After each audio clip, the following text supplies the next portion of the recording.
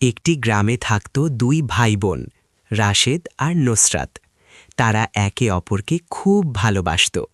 তাদের বাবা সবসময় বলতেন, তোমরা সবসময় একসাথে থাকবে, কখনো অন্যায় করবে না। কিছুদিন পর তাদের বাবা মারা গেলেন। বাবা রেখে গেলেন কিছু জমি আর একটি ছোট বাড়ি। একদিন রাশেদের মনে লোভ জাগল। সে ভাবল, যদি সব জমি নিজের নামে করে নেয় তাহলে তারই বেশি লাভ হবে।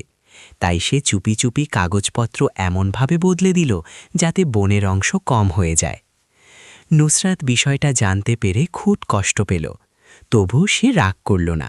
শান্তভাবে বলল, ভাই, দুনিয়ার সম্পত্তি একদিন শেষ হয়ে যাবে, কিন্তু অন্যের হক নষ্ট করলে আল্লাহর কাছে জবাব দিতে হবে।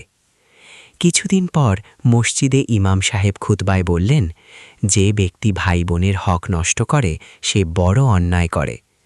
এই কথা শুনে রাশেদের মন কেঁপে উঠল। সে বুঝতে পারল সে বড় ভুল করেছে।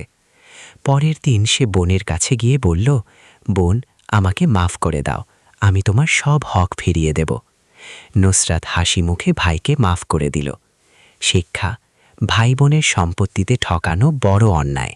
অন্যের হক নষ্ট করলে একদিন তার জবাব দিতেই হবে।